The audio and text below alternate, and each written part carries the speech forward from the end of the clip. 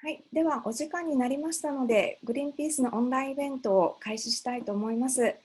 私、グリーンピースジャパン広報担当の城野千里と申します。どうぞよろしくお願いいたします。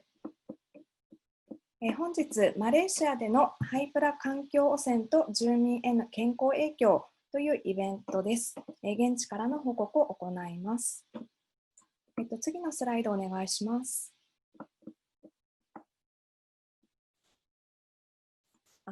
次の3番目お願いします。はい。まず皆さんにご案内事項がございます。今、皆さんミュートで最初の設定スタートしていただいていると思いますけれども、イベント中、音声ミュートでお願いいたします。本日のイベントは同時通訳で行います。日本語で視聴されたい方々がほとんどでいらっしゃると思うんですけれども、下の、画面の下の右手の方に通訳という地球マークのボタンがございまして、そちらで日本語を選択していただければと思います。もし、英語で聞かれたい場合は英語選択ができます。で、オフにしていると元の言語になります。はい。ご質問やご連絡はチャット機能をお使いください。下の方に、この Zoom 画面の下の方にチャットという吹き出しのボタンがございます。で、今回最後に質疑応答のお時間ありますけれども、イベントで登壇中にですね、登壇者がお話をしている間でも質問事項を送っていただいて構いません。このチャットの方でご質問をお送りください。その際に、今回グリーンピースの、複数のスタッフがサポートをしておりますので、ご質問は全員宛てにお送りいただくようにお願いいたします。はい、で質問以外でもし何かちょっと全員に送らなくてもいいんですけれどっていうようなものがございましたら、グリーンピースの、私、ジョーのあるいはグリーンピースの義堂というものまでご連絡をお願いいたします。本日のイベントは録画をさせていただいてます。質疑応答以外はウェブで公開を予定しておりますので、ご了承いただければと思います。はい、すみません。前の画面を2番スライドにお願いします。はい。はい、ではですね、本日のスケジュール、イベントのスケジュールについて簡単にご説明します。登壇者は3名おります。1人、10分から20分ずつお話をします。その後、質疑応答の時間を設けておりまして、終了が4時15分の予定です。多少前後する可能性があります。流れはグリーンピースジャパンの大立ちが、まず本日の、テーマであるハイプラスチックの国際取引とハイプラスチックのリサイクルについて基本情報や、背景情報というのをお伝えします。2番目の登壇者がマレーシア事務所のヘン・キアというものです。マレーシアの現地でハイプラに関して何が起こっているかというところをお話しします。今回グリーンピースがマレーシア現地でグリーンピースが調査を行っておりますので、その概要についてお話しします。で、その調査の時に、今回水と土のサンプルを採取して、グリーンピースのイギリスの研究所の方で科学的な調査をしました。それについてグリーンピース研究所のケビン・ブリグデンからお話をいたします。では、登壇者3名をご紹介していきます。スライド4をお願いします。はい、まず最初の登壇者が大立です。プラスチック問題担当です。2015年にグリーンピースに入職し、2018年からプラスチック問題を担当しております。次のスライドをお願いします。はい、次の登壇者がヘン・キアです。グリーンピース東南アジアのマレーシア事務所でプラスチック問題の担当をしています。クアラルンプール在住です。次お願いします。はい、3番目の登壇者がケビン・ブリグデン博士です。グリーンピース研究所、イギリスのエクスター大学の中にありますけれども、こちらでシニアサイエンティストをしております。重金属の環境中での動態およびその分析について豊富な経験を持っております。イングランドから参加します。はい。では、登壇者のお話に移っていきます。スライド7お願いします。では、大立さんお願いします。皆さん、こんにちは。ご参加いただきましてありがとうございます。グリーンピースジャパンの大立と申します。私の方から基本的なハイプラスチックの国際取引と日本のリサイクルとのつながりについてお話しさせていただきます。次お願いします。はい、現在、リサイクル処理のために主要な先進国から多くのハイプラスチックが海外に輸出されています。その量は2018年の1月から11月のデータによると、主要21カ国から約600万トンが輸出されています。次お願いします。これらの先進国から排出されたプラスチックが輸出されている場所は、主にマレーシアなどの東南アジア諸国になっています。日本の昨年のハイプラ輸出量は90万トンです。そのうち約26万トンがマレーシアに輸出されています。ハイプラ取引全体で見ると、日本は世界トップ3に入るハイプラ輸出大国となっています。現在、東南アジアを中心に輸出されているハイプラスチックですが、これはもともと中国にその多くが輸出されていました。2018年に中国がハイプラスチックの輸入を全面的に禁輸したことがきっかけで、現在のように東南アジアなどのトルコなども含めて多くのハイプラスチックが輸出されている状況にあります。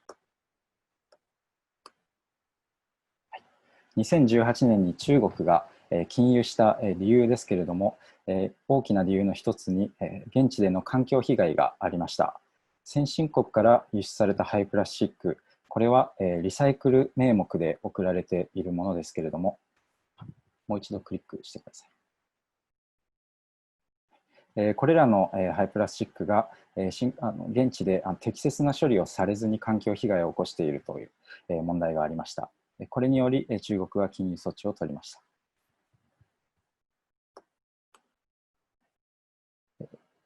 流れとしては2018年に中国が禁輸したことで、これまで中国に行っていたものがその他の国々に輸出されているという大きな流れがあります。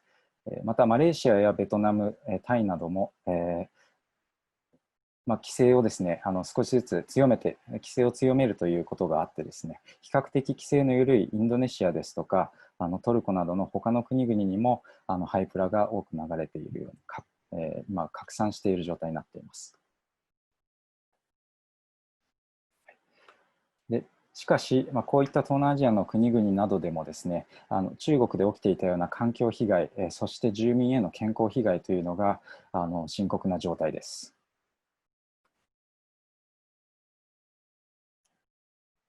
グリーンピースマレーシアはですね、2018年と2019年に現地で調査を行いました。まず2018年の中国禁輸後、マレーシアに送られているハイプラスチックがどういった影響を与えるか、これを調査したものがあります。日本語にはしていない報告書になりますが、リサイクリングミスという報告書をこれを元に出しています。その中で明らかになっていることは、マレーシア政府の許可を受けずに違法な処理を行っている業者の実態ですとか、世界中から集まるハイプラが適切に処理されないことで投棄されたりですとか、不適切な形で焼却されてしまうことで地域の環境に汚染をしている、または住民の健康に悪影響を与えているということが分かりました。その後、国際的な関心の高まりもありまして、マレーシア政府は先進国からのハイプラスチックの輸入規制に乗り出します。本日発表させていただく報告書リサイクルリサイクルという神話2.0ですが、2018年の調査の追加調査を行った調査第2弾となっております。現場調査自体は2019年、昨年の7月、8月に行っており、ここで採取した土壌ですとか水のサンプルをイギリスの方で調査し、検査し、分析したものをまとめたものが今回の報告書です。これについては後ほど別の担当者からご報告させていただきます。はい、こうした中で廃プラスチック、そもそもリサイクル名目で輸出されているわけですけれども、これと日本のつながりについて見ていきたいと思います。まず世界的な数値になりますが、1950年以降にこれまで世界中で生産されたプラスチックのうち、リサイクルされているのはわずか 9% となっています。これはプラスチック全体です。で、次に日本の数字を見ていきたいと思います。日本のプラスチックのリサイクル率は 80% 以上と言われてきたこともあります。その内訳をちょっと見ていきたいと思いますが、約6割を占める熱回収というものがあります。これがリサイクルとして扱われているわけですけれども、熱回収というのは基本的には焼却してそのエネルギーを有効活用するというものです。ですので再資源化がされるリサイクルとは異なります。また日本語ではサーマルリサイクルという呼ばれ方をするときもありますが、これは英語ではサーマルリカバリーと呼ばれています。で、国際的にはリサイクルとしては熱回収は基本的には捉えられていません。ですので一般に想像されるものからものに変わる再資源化をするリサイクルというのは 23% のマテリアルリサイクルというものが一般に認識されているところです。このマテリアルリサイクルの内訳を見ていきたいと思います。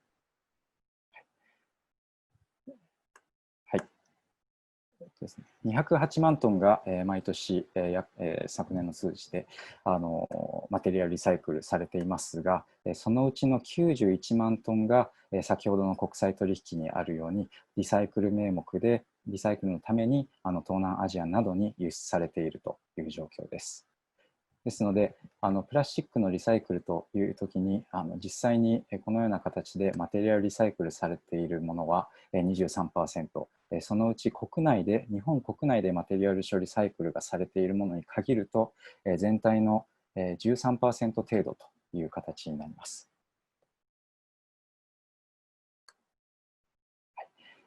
このような状況を踏まえて特にハイプラ取引に関してですね、グリーンピースが日本政府に対して求めていることを主な点 3つご紹介します。1つは2016年のハイプラ輸出のデータですけれども、2016年に150万トン日本は海外に輸出していました。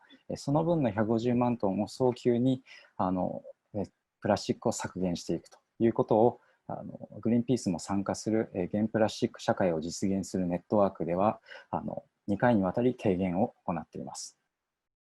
2つ目にこのリサイクルに適さないプラスチックが輸出されているハイプラスチックの問題ですけれども、国際会議の場でも話されています。でこの中でバーゼル条約国際会議で合意されているのは、こういったリサイクルに適さない汚れたプラスチックを規制していこうという動きです。日本政府は今それに対して来年の国際社会ので始まるその合意元に始まる規制ですけれども、それに向けて日本政府は今国内でのルール作りを進めています。この国内でのルール作りを抜け穴のない形でしっかりと進め、国際的にも実行力のあるバーゼル合意を進めていくということが求められています。そして3つ目のポイントですが、今レジ袋の規制が始まりましたが、使い捨てプラスチック自体はレジ袋はごく数値でいうとごく一部です。ですので使い捨てプラスチック全体を規制していくような動きがこれからまさに求められていくと思います。でその中でやはり一つ大事なポイントが使い捨て容器包装から脱却していくということだと思います。そのためには、リユースとリフィル、再使用と詰め替えといったものが社会のシステムとして大きく広がっていくことで、プラスチックですとか他の使い捨て容器包装に頼らない持続可能なビジネスですとか社会が作られていくというふうに考えております。以上が私からの発表になります。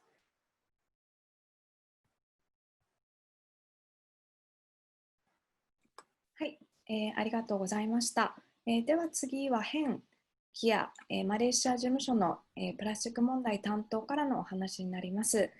英語で行いますけれども、通訳機能で、日本語で聞いていただくことができます。画面の右下の通訳のボタンを押して、日本語を、選択してください。日本語でご視聴されたい方は日本語で視聴してください。では、キアさん、よろしくお願いします。Okay, good afternoon, everyone. Konnichiwa. Okay, I'm Heng from Malaysia. I'm a Greenpeace Malaysia campaigner. Yeah, nice meeting you all. Today, I'm going to show you some of our findings in the imported plastic waste in Malaysia. Okay. Next. Okay, for your information, Greenpeace Malaysia launched a report we call the recycling myth in 2018. In this report, we highlight the broken global system because we found that a lot of the plastic waste, especially the single-use plastic from global fast-moving consumer goods company, actually that it will just end up in like Southeast Asian country, especially in Malaysia. So after that, we work closely with local community members to collect all this evidence and we publish a report. And then this in 2019, we also launched another report, the Recycling Myth 2.0, to highlight the toxic after effects of imported plastic waste in Malaysia. Next.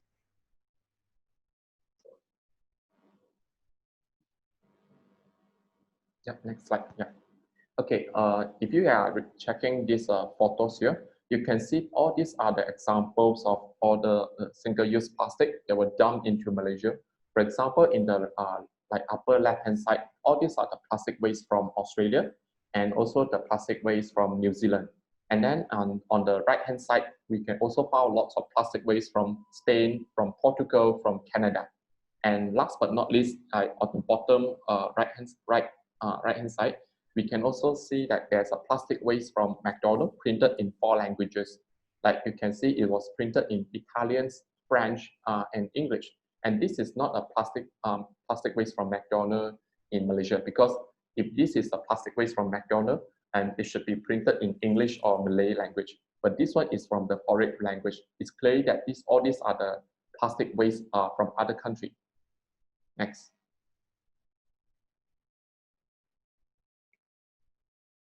Okay, this is some of the examples that we found. The plastic waste from that we take it from the local community, from the container. And yeah, in 2019, we found a lot of the container with all this plastic waste from Japan. And you can see this is the photo taken by us. It was last year, January 6th of January. We also have the GPS locations. And all these are the plastic waste that were imported into Malaysia. This is the photo shows that the Japanese plastic that were from, we extract it, we take it out from the container. And it's not the plastic waste that we found in the landfill. Next.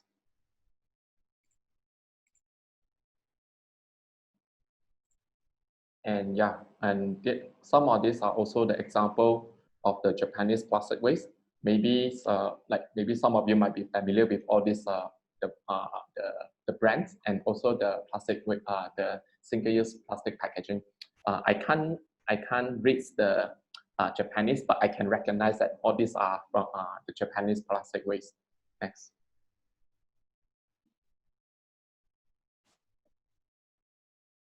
Yep, you can see like all these are the example of all these plastic waste. And if you are checking, most of the plastic waste that we found are the single-use plastic waste packaging from the global fast-moving consumer goods company.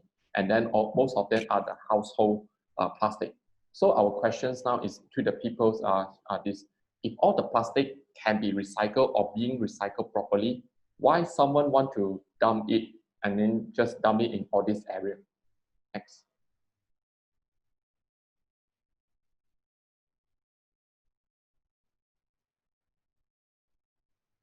Okay, after we launched the reports, there are lots of international media came to Malaysia to cover the story because a lot of international media want to collect the plastic waste as evidence from their own country and then pressure their own governments.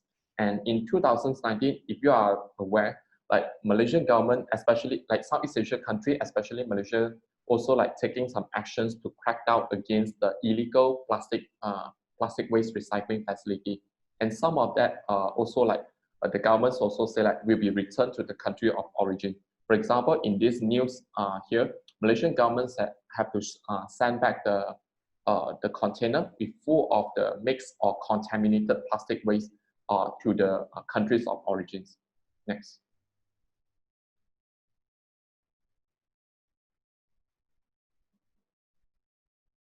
But that is not enough. Like by end of January 2020, Malaysian government managed to crack down more than 200 illegal plastic waste facility. And after that, at the same time, also ship back the container with full of contaminated plastic waste to the countries of origin. But that is not enough because Malaysian government also admitted that smuggling and corruptions might happen. So that's why there are also a lot of the pollutions caused by all these illegal plastic recycling facility. For example, in this news in June 12, 2019, like we work, Greenpeace work closely with the local committee members in Malaysia, and there are lots of the local committee members that will complain the increased risk of air pollution and water pollution. Like for example, this is one of the news coverage in Sungai Petani Kedah, which is northern part of Malaysia. The local committee claim that unhealthy air quality after the operations of illegal plastic waste recycling facility. Like according to the hospital doctor there, that there will also, it shows that there is an increased risk of the air pollution. And as those who have the asthma problem, also other respiratory problem, that actually their health problem are more serious. So that's why the Sungai Petani, the resident, they always have a protest against all these illegal recycling plants. And this photo, it just shows small parts of the people. If we check the nationwide, all around Malaysia, there are more than thousands people in Malaysia. They were protesting against the unregulated practices and also the pollutions caused by all these illegal recycling facility. Next.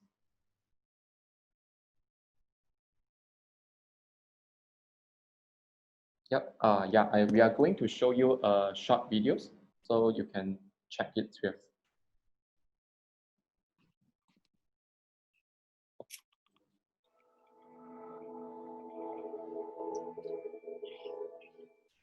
Anak pertama saya adalah seorang lelaki umur 13 tahun. Dia ada masalah macam mata dia gatal-gatal, merah, berair-air. Lepas tu saya bawa pergi klinik. Punca dia semua pun tak tahu, doktor pun tak tahu lagi. Anak saya yang kedua ni, dia selalu batuk-batuk. Saya cakap, tak payah minum air sejuk. Dia kata tak ada minum air sejuk pun. Saya cakap, dia ada bagi tahu saya, ibu dekat sekolah tu pagi-pagi selalu berjerebu. Bermula awal start dari tahun 2018 lah ni, dia kata. Berita cakap ada kilang memproses plastik. Saya pun terkejut. Setahu saya, kilang batu bata je di dalam tu. Itu pun sudah tutup. Tiba-tiba ada kilang.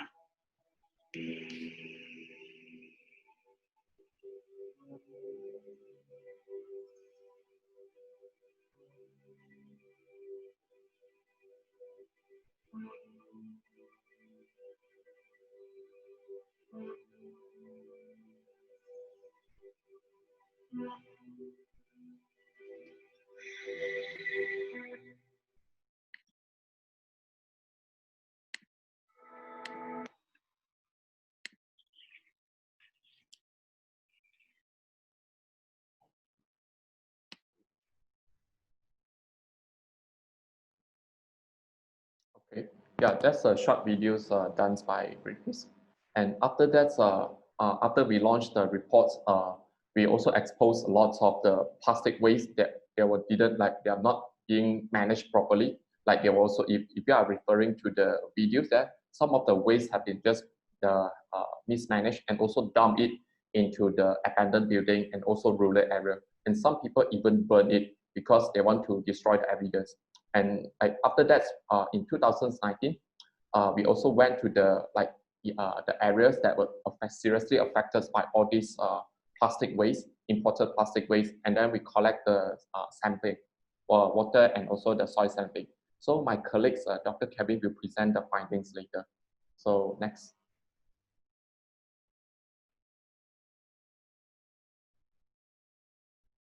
Okay, this is one of the example, and this area we call Pulau Indah Klang.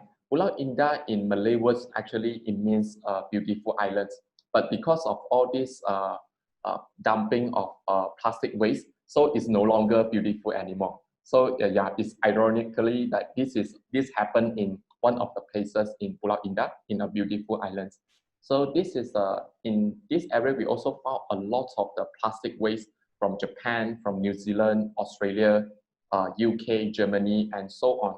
A lot of all these plastic waste are from the high-income country or developed country, and also the country that claim that they do a lot of good work in recycling. But actually, in reality, I mean, maybe there's not the lots of the plastic waste from the country that will just end up in this area.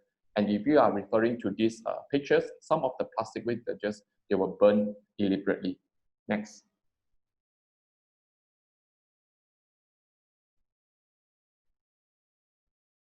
Yep, next slide. Okay. Yeah. After that, we also collect. There's a fish pond nearby to this area, this Pulau Indah, and then we also collect some water sampling nearby the fish ponds. And my colleagues, Dr. Kevin, will present the findings after that. Next slide.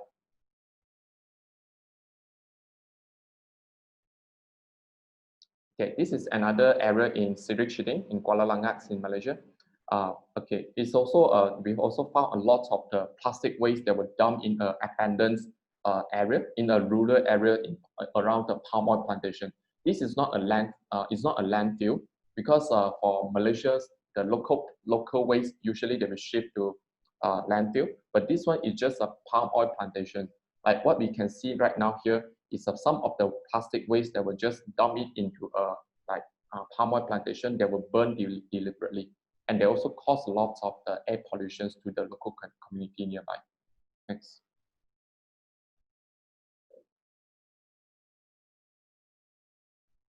Yep, this is the latest one that we got in June 13, 2020, this year. We also received complaints from local community in Kedah, in northern part of Malaysia, that all these plastic waste were just mismanaged, and all the plastic that were just dumped in this area, they were burned it. So this is this is just a few examples. We have lots of examples. So, but I only show few examples, and we can move to the next slide.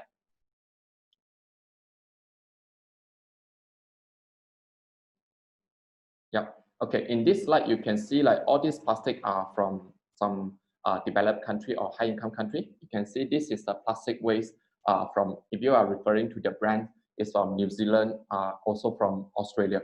So all these are plastic waste that were shipped into Malaysia, that were just dump it, and someone to just burn it. So our questions is to all these countries or the governments who are like shipping all this plastic waste to Malaysia, why they want to burn and also want to dump the plastic waste here? Because they claim that they are recycling, doing the good work in recycling, but they're actually like allowing the company to ship the plastic waste into the developing country in Malaysia.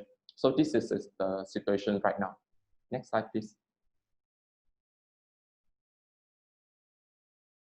So in our 2019 finding, in our investigations, we found that the two findings. The first one is the water pollution. We also shows that the evidence, there's evidence shows that the surface water adjacent or downstream from the, some of the plastic disposal site that we have investigated are contaminated with all these solid waste and chemical. And there might be also the potentials, the soil contaminations.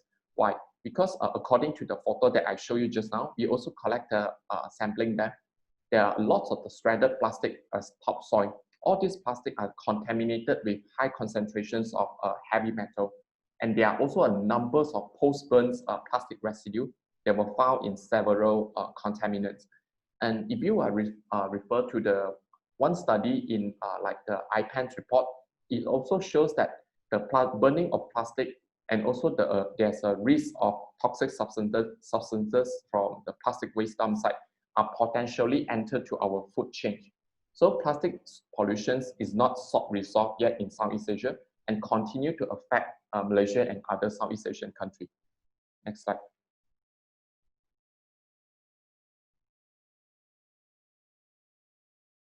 Yep, okay. So that because now I will pass my just presentations to my colleague, Dr. Kevin from Science Unit. So I think that's it from me. Yeah, Dr. Kevin, thank you.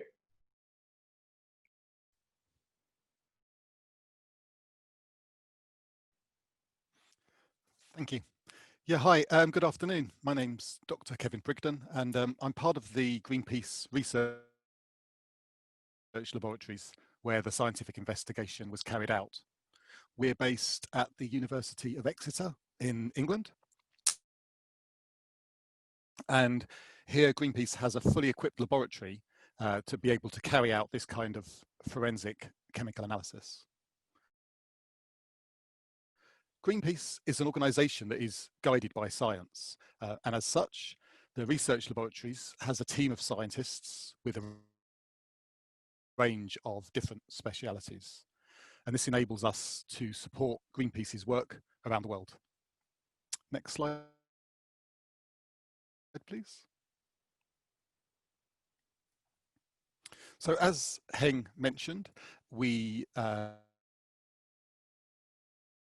did an investigation of samples collected different locations in and around 4 dump sites in Malaysia. We wanted to see, investigate the presence of hazardous chemicals in materials that had been dumped, but also in the environment around the dump sites to see whether chemicals were spreading from the dump sites into the local environment. Next slide, please.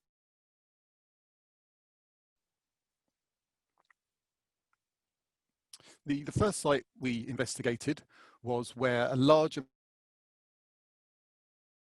amount of shredded plastic was spread all over the ground at the site. This was location 8 in the map.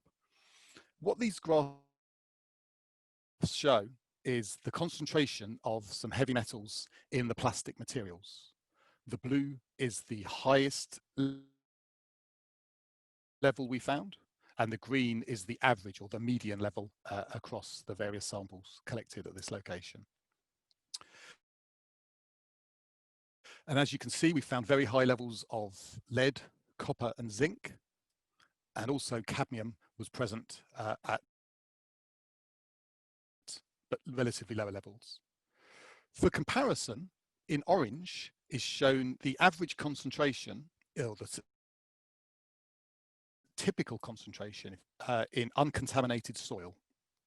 So although for cadmium the levels were relatively lower, they were still far exceeding the levels that you would normally expect to find in uncontaminated soil, as was the case for lead, copper and zinc. This is just some of the metals we found. We did find others at high levels as well, including antimony, tin and molybdenum. Next slide, please.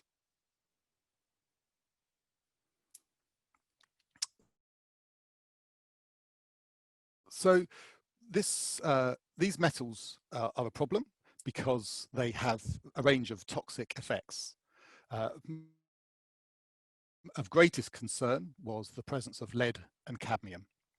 Lead can accumulate in the body, and as we get exposed to it over time, and it can cause irreversible damage to the nervous system, which is particularly concerning for children, where it can damage the development of the nervous system. And it has a range of other effects as well on the blood and the kidneys and reproduction. Similarly, cadmium can also accumulate in the body. As people get exposed to it again and again, levels in the body will increase over time, and it can cause damage to the kidneys and the bones. For copper, at high levels, it can cause gastrointestinal effects in humans, but possibly of equal concern at these sites is that it can cause toxic effects to aquatic organisms, organisms living in the water environments around these sites, and that can happen at very low concentrations. So the high levels we found is particularly concerning in terms of its environmental impact at these sites. And zinc also at high levels can cause some toxic effects in humans.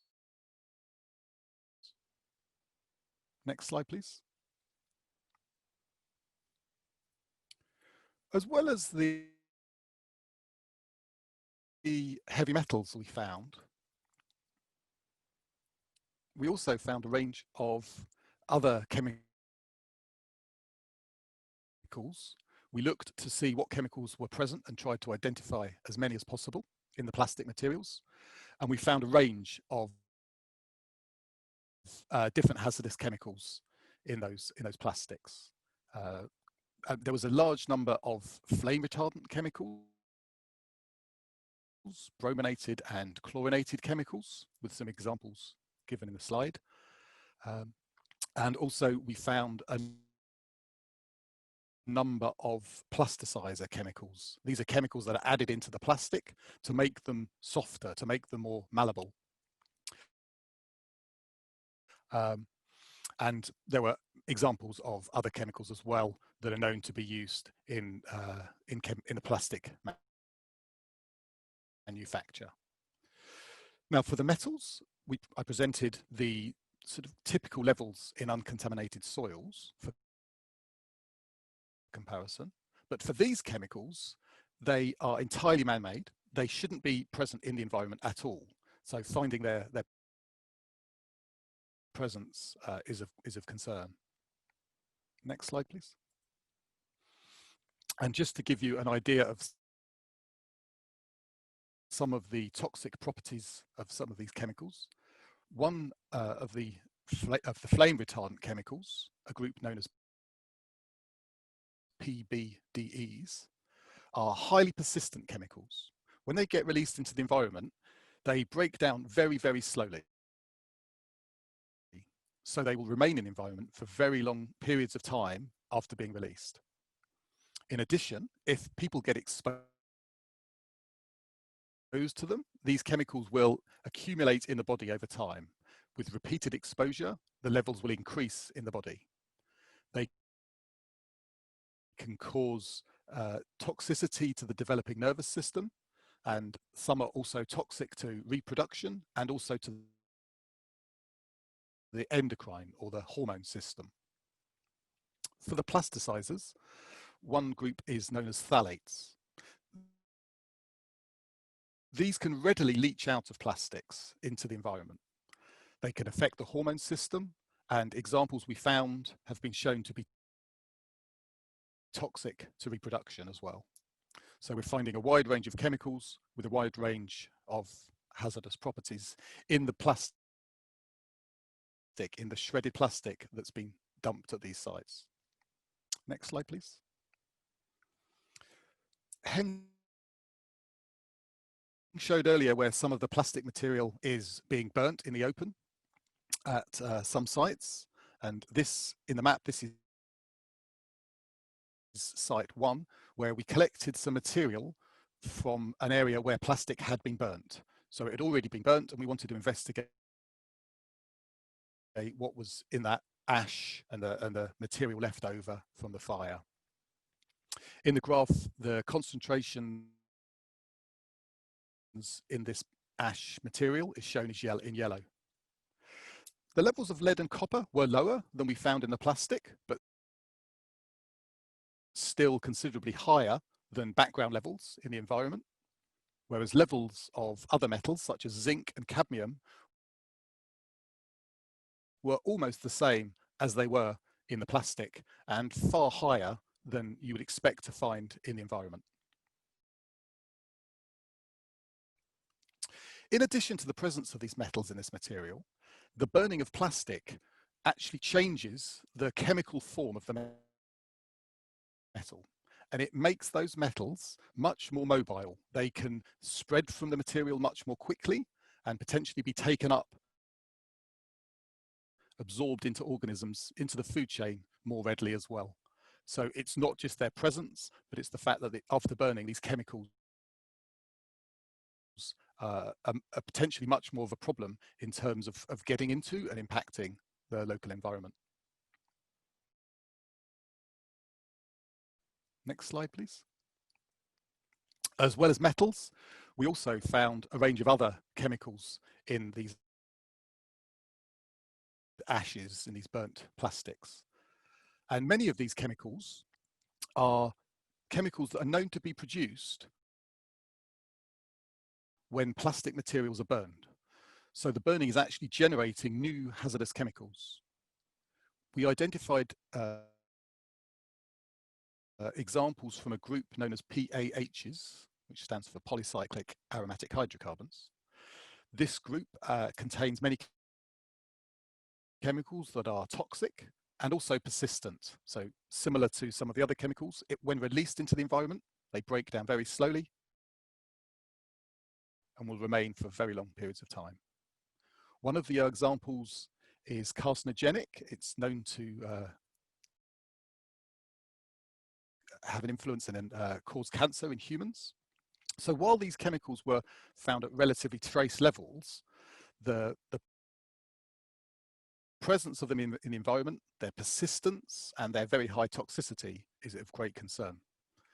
And this is just one group. We found a range of other chemicals that are known to be produced when plastics are burned. Next slide, please.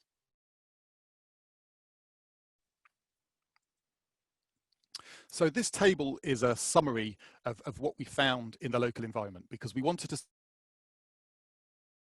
see whether that was being impacted by the dumping and the burning of plastics in the area. And close to where the burning was happening, where we collected the ash, there was a fish pond, and collecting samples from the fish pond and a channel leading to it, again, we found a range of metals at high concentrations, including copper, which is very toxic to aquatic life. And also in many of the sites, we found flame retardant chemicals. We found plasticizer chemicals, so these chemicals that are added into plastics when they're manufactured. And we also found, for example, in the sediment of the fish pond, some chemicals that are formed when plastics are burned, these PAH chemicals. So what we're seeing is that the materials contain many hazardous chemicals, but also in the environments around the dump site, we're seeing evidence of contamination with a wide range of heavy metals and metalloids, and also other chemicals, both chemicals that are put into the plastics during manufacture and other chemicals that are produced when they're burnt. Next slide, please. So to summarize, the plastic materials we've shown contain a wide range of hazardous chemicals. They're not just inert materials. Just the dumping of vast quantities of plastic in itself is a problem, but these aren't inert. They do contain a wide range of hazardous chemicals. In the samples we collected, we found 7 metals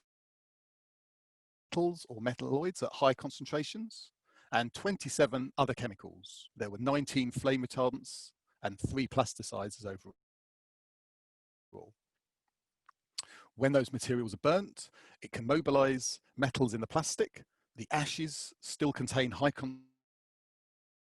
concentrations of heavy metals. And we've also found evidence of new hazardous chemicals being generated and being present in these ashes. And also, we found plastics-related chemicals in the environment around the area. So 4 of the metals, including copper, were present at high levels at various sites, and we found 17 other chemicals that are either put into the plastics during production or produced when those plastics are burnt. To further highlight the problem of some of these chemicals, many of them are now regulated in many countries so that they cannot be used in manufacture because it's recognized that they have hazardous properties which makes them unsuitable for use.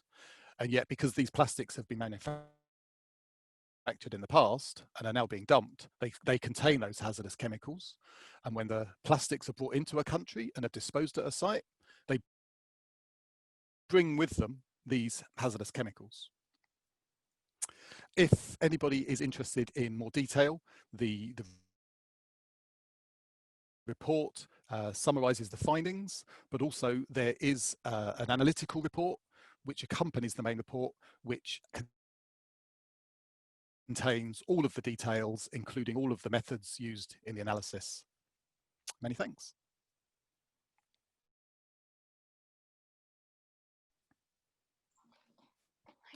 ケビン・ブリグデンさん、どうもありがとうございました。最後に、この、登壇者の最後にですね、もう一度、ヘンキアの方に、お話をいただきます。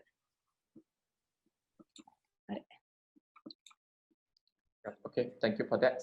So I will just continue the recommendations. Okay, so yeah, thanks Dr. Kevin for presenting doing the summary of the findings. So it also clearly shows that this is the problem that we are facing right now. It's not just a Malaysia problem or Japan's problem. It's a problem that we need to solve it together globally. So this is our recommendations to the global community.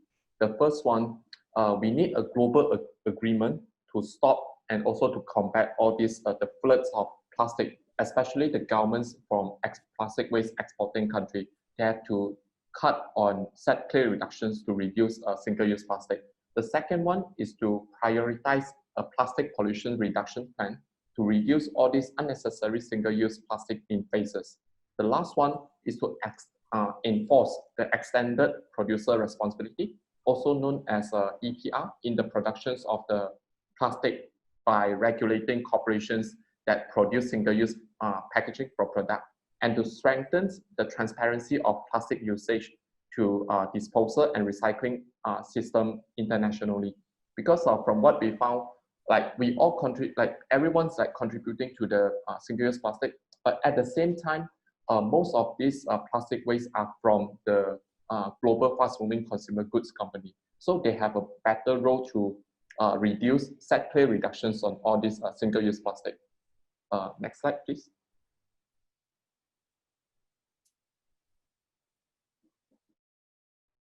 Yeah, so I want to make a conclusions. Against this is a the broken system, because globally only 9% of the plastic has been recycled, 12% has been incinerated, and then the rest 79% end up in natural environments. That's why we always see lots of news to say that lots of sea creatures like dolphins, turtles, whales die because of all these plastic pollutions that caused by humans. So recycling is good, but recycling alone cannot fix our global plastic pollution fast enough. So, and most importantly, no country should be used as a dumping ground, and all the countries should stop like putting the responsibility onto other countries for their own plastic problem. So all the country and the governments, they have to deal with their own plastic waste problem. So to solve this, we are promoting a sustainable and ethical circular economy framework that focus on the reductions. Okay, this is the problem of overconsumptions of unnecessary single-use plastic. So the solution should be reductions. Before we talk about recycling, we should focus on the reductions and also invest in better alternative, redesign the alternative based on reuse and refuse. Because overconsumption, we cannot just keep recycling for to do all this to solve this overconsumption. The solutions to overconsumption is to do reductions first. So yeah, last but not least, this is a global problem. all countries should put in place a policy to reduce the single-use plastics in places, and no country should be used as a dumping ground. Next slide, please. Yep, I want to end in a positive way. Yeah, I've been campaigning for a few years, especially in these plastic campaigns.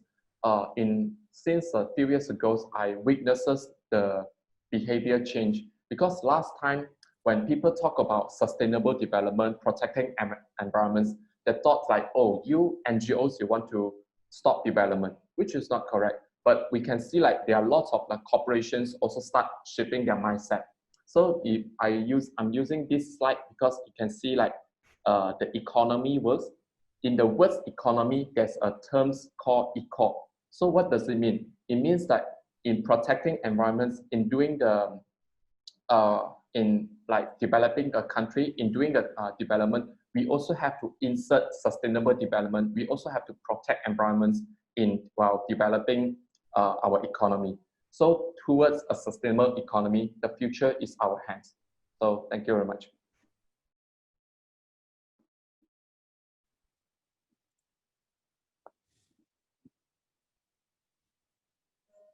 はい、ヘンキヤさんどうもありがとうございました。皆さん、ケビンさん、大立さんありがとうございます。ここで本日の資料について紹介したいと思います。次のスライドお願いします。たった今ですね、この Zoom のチャットの方に資料の URL をお送りしてます。このプレゼンテーションと、本日公開するプレスリリース、それから、今回このリサイクルという神話 2.0 の報告書を発表します。日本語で発表しますけれども、その報告書自体、お送りいたします。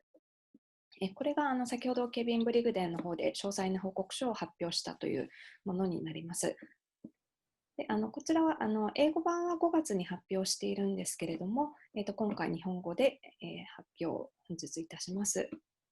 で4番目が、今回の発表用に日本の文脈について紹介した資料がございまして、ハイプラスチックの国際取引ですとかリサイクルについてなど、日本と海外の、状況について、説明資料を作りましたので、こちらもご参考にしていただければと思います。